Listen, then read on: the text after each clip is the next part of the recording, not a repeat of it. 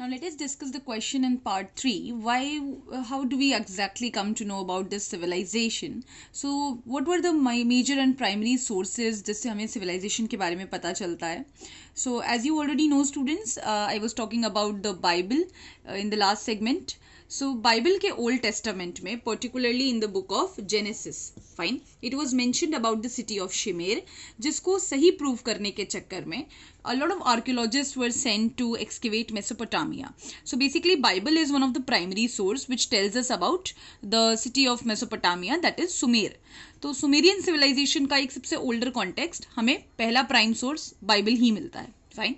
Then the archaeological excavations begin from 1840s, that means 19th century में archaeological excavations शुरू हो गए. And two important sites of Mesopotamia, one is Uruk, one is Mari. ये दोनों बहुत बड़े बड़े शहर थे मेसोपोटामिया के.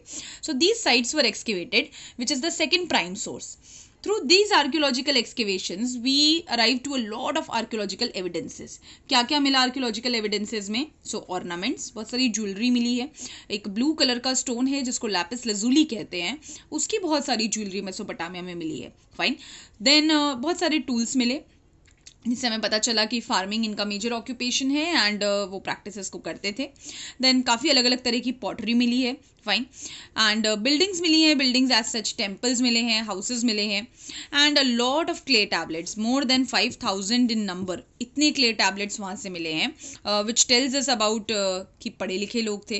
That also tells us that they were using clay tablets may be recording के लिए, एक दूसरे को पढ़ाने के लिए, और इधर किसी तरह के कम्युनिकेशन के लिए, एंड कभी कभी कुछ लिटरेचर वगैरह लिखने के लिए भी. कौन सा लिटरेचर वो बाद में देखेंगे.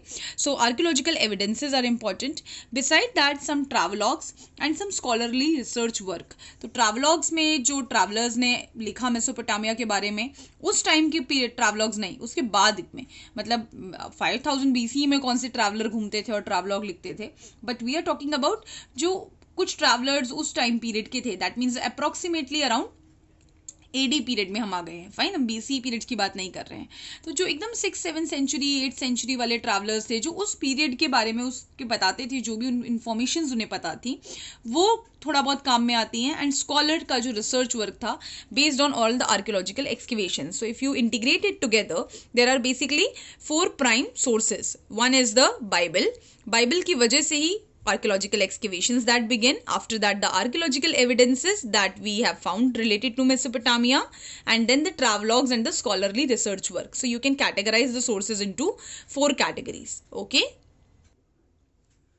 So moving to the next topic, the geographical condition of Mesopotamia. What exactly the kind of geographical condition was there which made it very easy for the people to live and sustain in that particular part.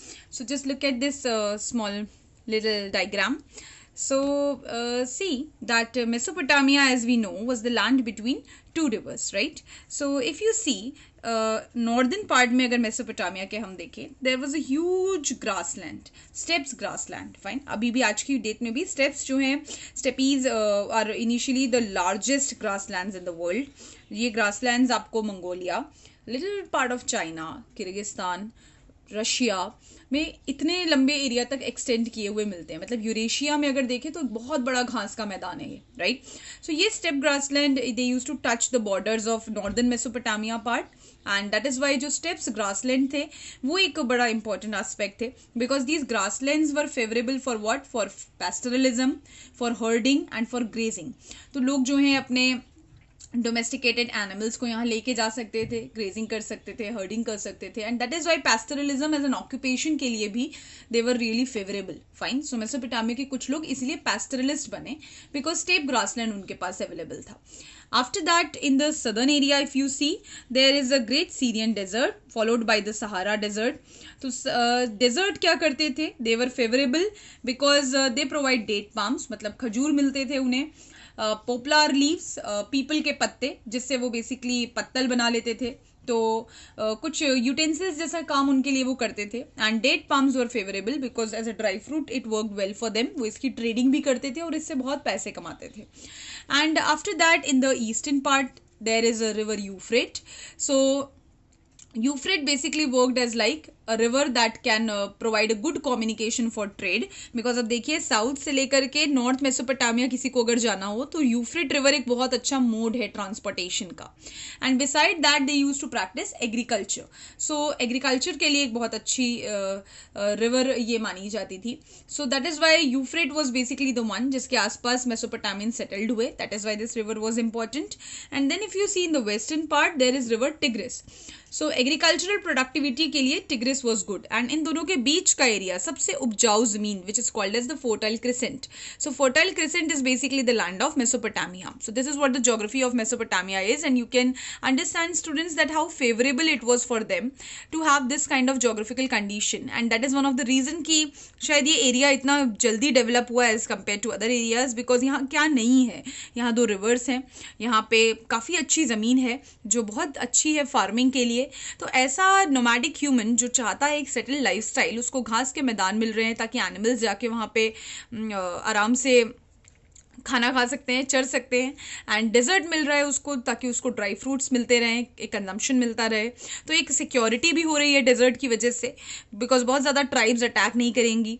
And similarly उसको trade का भी एक focus मिल रहा है और साथ ही साथ उसको 2 रिवर की तरफ से भी एक प्रोटेक्शन फील हो रहा है, right. So that is why Mesopotamia was an ideal land. And I think that is all we are going to discuss for today. Thank you so much.